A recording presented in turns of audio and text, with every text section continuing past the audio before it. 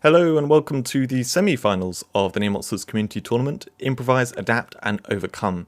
Once again, this tournament was organised by SaSSolino and Interference. It was really awkward for them to do, very challenging to organise and get everyone, abiding by the ban list and all the rest of it. So big shout out to them, and if you want to join the Discord to join future tournaments like this, or otherwise just chat with people in the community, there's a link in the description to go do that.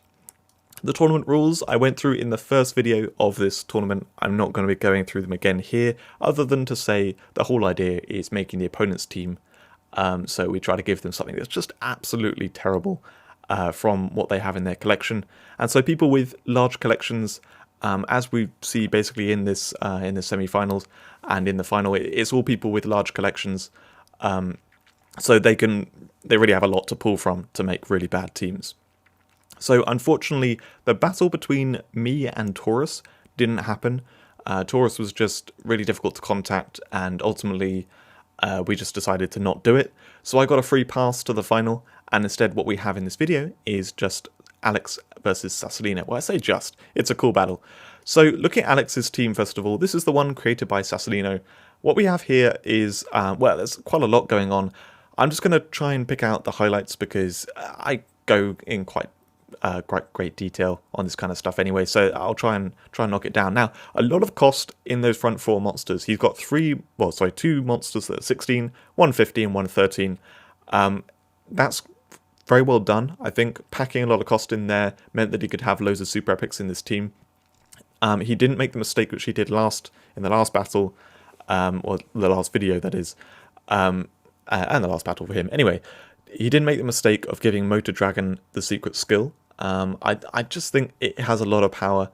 So yeah, putting Motor Dragon in the front line without the secret skill on, that is a really bad monster. So great choice there. He's got a couple of pullback things with a stunning entrance, and that was unusual when I looked at it. I thought giving a bit too much power there, but at the same time it's like he doesn't really have anything to capitalize on here.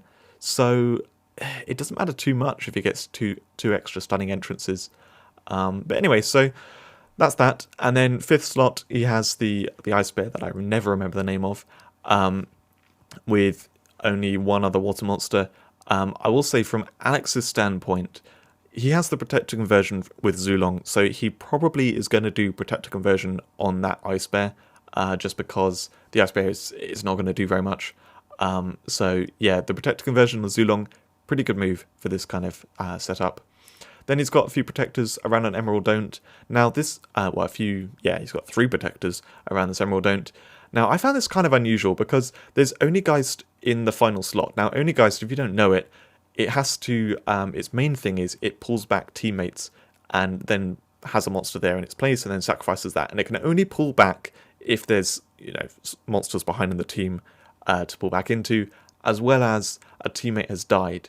Now the thing is, in 16th slot, you'd expect you can't pull back. So, great choice to put Onigeist in 16th slot. However, earlier in the team, there's the Emerald Don't with a load of protectors around it. So, there's a very high chance that rocks have been created at the back of the team, in which case Onigeist is kind of switched on. And in fact, there's even Aura Dragon there. So those rocks, as they come in and they'll die, they'll get reincarnated. The Onigo as well, if he manages to create an Onigo and then sacrifice it, that will be reincarnated. Like, that may get going as a little bit of an engine at the end to start sort of sleep blocking the enemy team. And if he's managed to get kills on the Oni Blade or the Emerald Deus, like, it could really get going at the end there. It's slightly worrying when looking at this team, and I think he maybe SaSSolino, when he created this team, maybe he didn't quite think about how the Emerald Don't was going to create rocks. We'll see how it plays out in the battle anyway. Then, so yeah, middle section, few super epics that are quite bad. He's done the thing of the toxic entrance with 1-on-1 behind. That I mentioned in the last video. I was not a huge fan of that as an idea because it really depends on it lining up perfectly. And if there's anything you know about these battles, it's that things are all over the place with just, you just got so much terrible stuff. You cannot guarantee killing anything. You cannot guarantee having any control over the situation. So things which can situationally be powerful, if things don't line up for you, are a bit of a risk. Anyway, so this team, quite interesting. While I did shit on a couple of things there, they're not that powerful. And like I said, toxic entrance and 1-on-1, it may it may work out perfectly fine. But yeah, so quite a cool team, quite interesting. And looking at SaSSolino's team here, made by Alex, I found this quite funny when I looked at it, first of all, the two teams against each other, because both of them have pullback stuff with entrances in the front line. The previous one we just saw didn't have gravity field, but this one does. So ironically, that double pullback on the stunning entrance, which was maybe a little bit risky, but he didn't have any way to capitalize on it. This team's shutting it down by having a Demon Toad. So SaSSolino got reasonably lucky there. Like, you know, if the stunning entrance had come into play as a problem, then it's quite lucky that SaSSolino was given a Demon Toad to shut down the team which he created. But yeah, what Alex did here in the front line is quite unusual. He gave both Solarial, which can one-shot anything it wants by sacrificing itself, and Siberian, which can stun boom. It is sacrificing itself as well, but like that seems to be quite a lot of power at the beginning. It's just whether or not he can whether SaSSolino will be able to capitalize on it with the team. And to be fair, I don't think he will. The other thing to note about Siberian is there are a lot of robot monsters in the game, so EMP can be a strong move. It's a bit of a risk, I would say, in general. Anyway, they both went with Gravodius in the front line. That was, like I said, a very typical thing in this tournament. And then there are some protectors and stuff. He's got Toxic Entrance in front of the Balancian, which has the Sleep Revenge. So Alex is hoping to be able to kill off that Balancian while his teammates are poisoned. And then there's what I would say is a very, very well put together, interesting section. I don't think we saw this from anyone else. There are both Sanctalion and Cryochaser, which are the Clone Next monsters with Stun Revenge. And what's really interesting is they come in with 1 HP, so they're countered by poison. Now, this isn't, too big a stretch to imagine, like, okay, fine, put them in with some poison. However, what Alex did here is very clever. He put Freeze Cobra in front, which is then going to have the poison on his team, but then he's got also the backup of Bundle Blazer behind, so when that comes in it poisons your own team, so it will kill off the clones.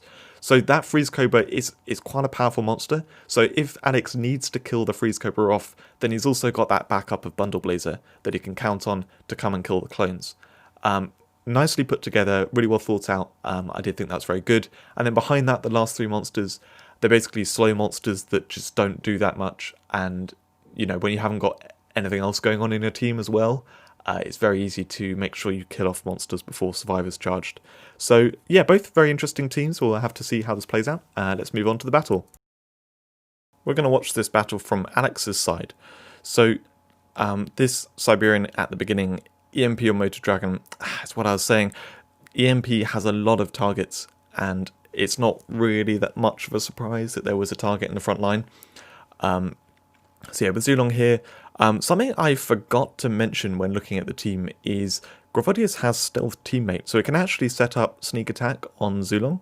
I don't think it was something which was considered properly, that Zulong can actually be given Stealth by not just that, but there's also Drakazord later on that can Stealth Teammates. Anyway, whether Alex can line that up is going to be tricky. So what he does is he does the sort of sneak attack at the beginning. Now, if Solarial doesn't do the ultimate sacrifice here, which unfortunately it does, and in fact, sorry, what I meant was Zulong could have done Protector Conversion on Frosmore. It would have been set up so Seraphian could give turn to Gravodius, stealth Zulong, and then do a sneak attack if Solarial didn't do ultimate sacrifice. But it didn't work out that he didn't do that, and Solarial just went with the ultimate sacrifice anyway. Siberian here gets another kill with EMP. Yeah, not good at all. So Alex has lost a couple of monsters. He's technically killed one-ish. Well, killed if you can call it killed. He decides to get rid of the Frosmore. Smart choice, I think. That Protector Conversion was what was needed. He could have done it the turn before. I think he probably should have done it the turn before. But either way, he's done that now. So here they're both in like an awkward position where nothing can really do much damage at all. He does the dual give turn, but like he just kind of hits with things. I think Demon Toad should do Enraged Teammate on itself to try and improve its damage output over time. If it's going to sit on the field for a while, then having Enraged Teammate would be good. Then SaSSolino does Stun Boom. I think that was actually a bad choice. Now, normally in a battle, it would be really good to stun 2 stun absorbers, but Seraphine has give turn, so it can pull them back into play, and giving up a monster, I don't think is that good. I think in this situation, what they really need to do is just start trading blows. Just hit back and forth, try and do some damage to each other. Seraphine, that's where it comes into play as being strong. I think I've said in previous rounds of this tournament that Seraphine is actually really good because it has the risky heal all, which in this kind of instance, when you're just trading blows back and forth a little bit, a heal all does a lot. Anyway, SaSSolino gets rid of his own Demon Toad. Pretty smart there with the instant backstab. It also removed stealth from the enemies, so that then he could... actually, did it remove stealth? I can't remember exactly how it lined up, but yeah, he then did the hit all afterwards. It's great. And this Keeper Dragon is in play. It can just quickly go to that Dart Stag. And the stunning. So now we have Drakazord on the field, which he does protect first of all because he can't line up that Purify Mist by just skipping. But now he can... actually, no, he still can't quite line it up. But anyway, so he skips with that. He does another skip, I believe, with Seraphine. Yeah, that'd be the smart choice. And so now he does the Purify Mist on Drakazord, and Sneak Attack is charged on Zulong. So by the looks of it, SaSSolino, he doesn't do hit all here. I'm slightly surprised that he does Purify Mist rather than hit all. Like I said, I think they need to trade blows back and forth. I think he also needs to stop this Zulong from having Sneak Attack. And what Alex tries to do here is to protect a lock SaSSolino. Well, actually, he would have hit Dragia if he wanted to protect a lock there. But yeah, anyway, he kills off. He's hitting past the Grovodius and Drakazord to try and take out the other monsters. Keeper Dragon would be a bit annoying, to be fair, but like I probably would have gone for Dragia, to be fair, to be honest, in that instance. Yeah, Balancian doing some nice work putting Dragia off 1 HP.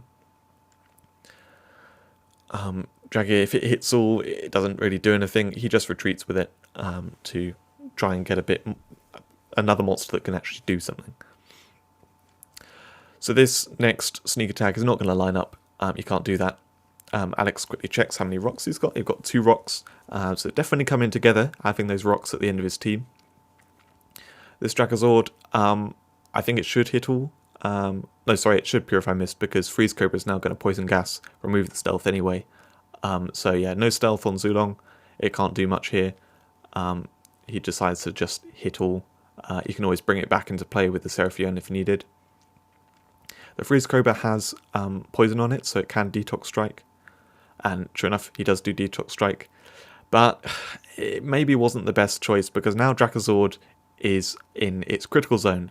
Now, the Grovodius has stealth, so Alex very smartly brings Zulong back into play, gets rid of the stealth on Grovodius, so then he can kill it with his Desperate Double. It does mean that it used up that one give turn, because he could have given turn a second time. Now he has a choice with Emerald Don't. Yeah, so smartly actually. Maybe it would have been better just to do the Drakazord Desperate Double and then give turn and then Desperate Double again. I can't remember exactly. He does the throw on the Lunar Lord. I'm surprised by that. I think it would have been a lot better to kill off that Sanctalion, because both those hit-alls really devastated his team, and it would have been great to kill the Sanctalion when he had a Stun Absorber on the field, especially because he has the give turn to bring it back into play even. So yeah, he lost a lot of monsters there, and sure, the enemies are out of play, but it would have been better, I think, to kill off the Sanctalion and Cryocaser. While he's got the poison countering them, SaSSolino knows that, okay, there's no point cloning them, I'll just hit with them. And yeah, it probably would have been better to kill them off. Anyway, he takes out the Freeze Cobra, and then gives turn. Neroid is a brilliant damage dealer. I think SaSSolino shouldn't have given Alex that, because as you can see, he just went ahead and killed 2 monsters. It's still even alive now. It charges up Abyss Soldier very fast. I was going to say it's very fast with a no guard, so now it can do high damage. SaSSolino used the shield. Absolutely pointless because there's a toxic entrance next in line. He definitely should have saved that shield. But anyway, he does a hit all, and it doesn't quite kill off the Seraphine. So Alex does as much damage as he can do with that Gigablight, hitting a holy monster. He keeps hitting that Sanctalion, and just, okay, I'll bring that one down, that health down, and kill it off with other things, and then use this really powerful Zealous attack to kill something else instead. He hesitates before using the team turn. Definitely the smarter choice to use the team turn while he has the chance, and because he can't give turn back to it and all that stuff. Carries on chipping down the Sanctalion's health. It will get there slowly. It does the Zealous attack on. I keep saying stuff, and then when the monster's gone, I've got to remember the name. Apodorexus. I'm very surprised that he used Sleep Roulette there.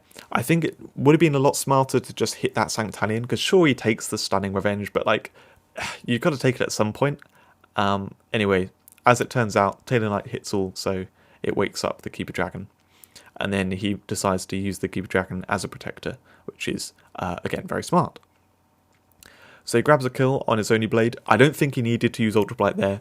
Bloodthirst would have been enough because Oni Blade is max attack, or full attack, and Sanctalion is full attack too, so it has the minimum defense, and it's the type advantage. I think Bloodthirst would have easily done enough damage.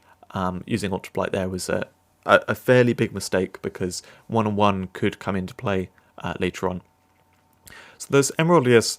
This is where he gets very smart. So he could grab a kill by killing that Cryogazer, but then he just gets stunned and they get another Cryogazer which they clone, and Mechaleviathan's getting closer to Mega Bomb, Taylor Knight's getting closer to Survivor and stuff. What he goes for is the Death Mark on Mechaleviathan. Now, that is a lot smarter than going for a Cryogazer here, because what can ultimately happen, well, what he needs to happen is he needs to kill something to have the next Cryogazer come in, and then he kills that Cryogazer before it clones. This Cryogazer has got going, and he needs to deal with that more than anything else. So using the Death Mark on Mechaleviathan was a smart choice. Even smarter than Taylor Knight, I would say, because Taylor Knight can be dealt with a little bit more easily. It hasn't got a shield on it, for example. So this Oni Ghost, as I theorized, there are rocks behind. He grabs one kill on Oni Ghost. I think that's because he's aiming for the Bloodthirst. With the team turn and all these hits now, it's not looking good. He's going to take a lot of damage, but worth doing. So now we've had the new Cryogazer enter, and sure enough, he's got two monsters that can, well, Taylor Knight could have only Blade here, but he can kill that new Cryogazer. Oh yeah, it is two monsters, because it's Aura Dragon and Oni Geist can both kill off that new Cryogazer before it gets a turn. He quickly checks to see what those monsters are. He could heal Rear Guard at this point. Instead, he pauses. He's also thinking about Giganova, I think, for killing that new Cryogazer. In the end, he goes for Purify Mist. I think that's just because he's going to grab the kill on Oni Geist. And actually, to be fair, thinking about it, well, he doesn't even grab the kill on Oni Geist. He goes to the Bloodthirst on Taylor Knight. I think he maybe should have done the heal Rear Guard at that point. But I don't know, it's a tough call. What he does instead is he decides to kill off the Cryogazer with the Toxic Entrance. Really, really smart play. Absolutely great play by Alex there to use that his own Toxic Entrance to kill off the Cryogazers without triggering their revenge. And now he's closing out the battle. So great play by him at the end. Quick bit of planning that he did, looking at the next monsters and deciding what to do. So yeah. This win goes to Alex. SaSSolino was unfortunately out of the tournament at this point. Great battle though. Hard to see who could win. Like as this battle was playing out, it was only at the end where Alex managed to make that clever play, to plan ahead and work out what was going on. I think ultimately what won him the battle was SaSSolino giving him that Oni Geist at the back with Aura Dragon. Those two together. With the rocks from Emerald Dome earlier on. Those two get together with the rocks, and then also the monsters before, because Aura Dragon, yeah, sure, it's at the back of the team. It's not going to reincarnate that much, but it's going to reincarnate anything that's before it in the team. And he had Oni Blade there. Like, Oni Blade reincarnated is still a problem because it's high speed, and then can use the 1-on-1 when it comes in. And yeah, anyway, I think ultimately, unfortunately, that was what made SaSSolino lose that battle, was that end game that he gave Alex. Alex played with it very well. So yeah, thanks for watching. I hope you enjoyed this video, and I'll see you in the finals in the next video that's coming out soon.